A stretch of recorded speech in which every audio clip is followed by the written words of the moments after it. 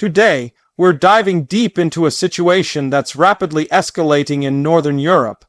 The Baltic Sea, one of the most strategically important waterways in the world, is now at the center of a growing confrontation between Denmark and Russia. Tensions are soaring, military activities are increasing, and it seems that Denmark has decided to strike back, drawing a bold line against Moscow's expanding influence. This is not just a local issue anymore, it's becoming a flashpoint that could reshape the balance of power in Europe and beyond.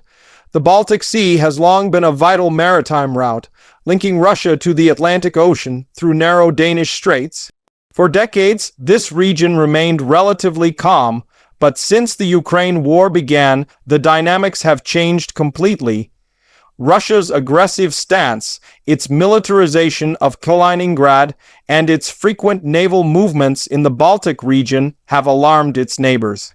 Denmark, a small but strategically located NATO member, has now taken decisive steps that signal a major shift in how Europe plans to counter Russian influence. Denmark's recent move comes after months of Russian provocations, from naval exercises near NATO waters to the alleged sabotage of undersea infrastructure. Danish intelligence has been closely monitoring Russian ships moving near critical energy pipelines and communication cables. These aren't random actions, they are calculated moves designed to test NATO's response and assert dominance in the Baltic. But this time, Denmark didn't stay silent. It responded with strength and precision, making it clear that any threat in the Baltic will not go unanswered. In recent weeks, Danish forces have increased patrols in the Baltic Sea, deploying advanced F-35 fighter jets and naval vessels to monitor Russian activity. The Danish Navy, backed by NATO surveillance, has reportedly intercepted several Russian ships attempting to navigate close to restricted areas. This isn't just about defense anymore, it's about deterrence. Denmark wants to send a message not only to Moscow, but also to its European partners that it will play an active role in protecting the Baltic region from Russian encroachment. Russia, of course, didn't take this lightly. The Kremlin's response was swift and harsh, accusing Denmark of escalating tensions and acting as a puppet of NATO. Russian state media portrayed Denmark's actions as a provocation, warning that Moscow could retaliate. But many analysts see this as a sign that Russia is losing control of the Baltic narrative. For years, Russia has used fear and military pressure to dominate the region, but now smaller nations are pushing back, supported by NATO's growing unity. What makes this situation even more dangerous is the geography. The Danish Straits, the narrow passages connecting the Baltic Sea to the North Sea, are essentially the gatekeepers of Russia's naval access to the Atlantic. Any blockade, restriction, or heightened military presence there could severely limit Russia's trade and military operations. In other words, if Denmark and its NATO allies were to control these straits tightly, Russia's entire Baltic fleet could be trapped. That's why this current standoff is not just symbolic, it's strategic. The significance of this goes beyond military power. The Baltic Sea is also a crucial energy route, with gas pipelines, oil shipments, and undersea cables carrying billions of dollars worth of resources. In the wake of the Nord Stream pipeline explosions, which many suspect were linked to Russian operations, Denmark and its neighbors have been hyper-alert. They've strengthened underwater surveillance, installed new sensors, and coordinated with NATO's Maritime Command to ensure no more sabotage goes unnoticed. This is part of Denmark's broader strike back approach, not necessarily attacking Russia directly, but systematically closing every loophole that Moscow could exploit. Behind Denmark's boldness lies a renewed sense of unity within NATO. After Finland and Sweden joined the alliance, the Baltic region effectively became a NATO lake. Denmark, located at the entry point, plays a pivotal role in this new defensive map. By tightening control of the Danish Straits, it's helping to create a defensive barrier stretching from the Arctic to Central Europe. For Russia, this is a nightmare scenario. It means their Baltic fleet is encircled, their movements are monitored, and their freedom to project power has been severely restricted. But Denmark's recent actions aren't just about military deterrence. They are also about political messaging. By standing firm, Denmark is demonstrating that even smaller nations can play a decisive role in global security. In the past, many European countries relied heavily on the United States to take the lead against Russia. But now we're seeing European nations like Denmark, Poland, and Finland taking matters into their own hands, reinforcing NATO's presence, and sending a unified message: Europe will not be intimidated. Russia's attempts to divide Europe have also backfired. The more Moscow threatens its neighbors, the more united NATO becomes. The deployment of NATO aircraft, increased naval patrols, and joint exercises in the Baltic are all responses to Moscow's aggression. Denmark's latest moves are part of this coordinated strategy. It's no longer just about deterrence, it's about reclaiming control of the Baltic, both politically and militarily. As tensions rise, many fear that a single miscalculation could spark a larger conflict.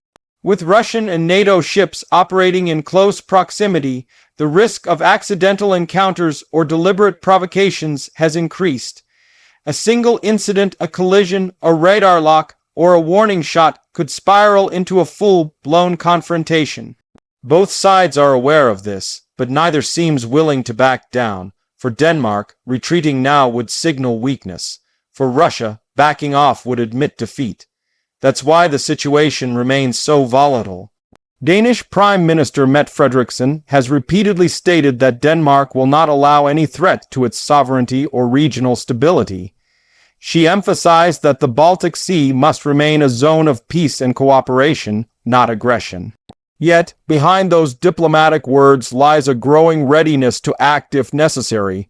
Denmark has invested heavily in modernizing its navy, strengthening coastal defenses, and enhancing intelligence sharing with allies. This modernization isn't coincidental, it's part of a long-term strategy to ensure Denmark can stand firm even under pressure. Meanwhile, Russian warships continue to patrol near Kaliningrad, and its aircraft frequently test NATO's air defense boundaries. Moscow claims these are routine operations, but European analysts see them as psychological warfare and attempt to keep NATO nations constantly on edge. Denmark's military analysts, however, argue that Russia's ability to sustain such operations is weakening due to sanctions, economic pressure, and the strain of its war in Ukraine. By stepping up its presence now, Denmark may be exploiting Russia's vulnerability. The situation also carries major implications for global trade. Around 15% of Russia's seaborne exports pass through the Baltic Sea. If access becomes restricted or monitored more aggressively, Moscow's economy could suffer even further. This is where Denmark's position becomes extremely powerful. By simply tightening surveillance and enforcing international laws in its waters, Denmark can indirectly choke a key part of Russia's economic lifeline, all without firing a single shot. In response, Russia has started to shift more of its trade routes through the Arctic and the Black Sea, but those alternatives come with their own risks. The Arctic route is expensive and limited by weather, while the Black Sea remains a war zone. This means Russia's dependency on the Baltic cannot be easily replaced, no matter how much it tries to diversify. Denmark's strike back, therefore, isn't just military, it's economic, diplomatic, and strategic. By aligning closely with its NATO allies, Copenhagen is making itself an indispensable player in European defense. Its leadership has been praised across the West for showing courage in a time when many feared escalation. For Denmark, this is not about starting a war, it's about preventing one by demonstrating resolve and capability. The growing tension also reflects a broader shift in Europe's security mindset. For decades, many nations viewed defense as secondary to diplomacy. But the war in Ukraine changed everything. Now, deterrence is back at the forefront. Countries like Denmark are realizing that peace cannot exist without strength. Every ship Denmark sends to the Baltic, every patrol it conducts, every sanction it supports, all these actions build the credibility that Europe needs to keep Russia in check. As the standoff continues, NATO forces remain on high alert. Warships from multiple member nations, including the United States, the UK, and Germany, are working alongside Denmark to secure the Baltic lanes. This unified presence serves as a clear message to Moscow aggression in the Baltic will face a coordinated and overwhelming response. And so far, that message seems to be working.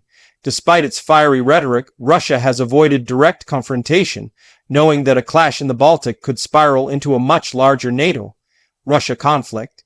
Still, the situation remains extremely delicate. The world is watching as Denmark takes a stand that few expected from such a small nation. Its courage is reshaping the strategic balance in Northern Europe. The Baltic Sea, once seen as Russia's backyard, is now becoming a symbol of Western unity and resistance. In the coming months, experts predict even more tension as both sides test each other's resolve. Russia will likely increase its surveillance and information warfare efforts, while Denmark and NATO will continue reinforcing defenses. What happens next could determine the security landscape of Europe for years to come. One thing is certain, the Baltic Sea will never be the same again. For Denmark, striking back wasn't an act of aggression, it was a necessary defense of freedom, sovereignty, and stability. By taking this stand, Denmark has proven that strength doesn't come from size, it comes from determination. The world now sees that even a small nation can make a big impact when it refuses to be intimidated. And as the waves of the Baltic continue to churn with military and political tension, Denmark's defiance stands as a clear reminder: Europe will not bow to Russia's threats. This growing standoff between Denmark and Russia is not just about geography, it's about the future of Europe.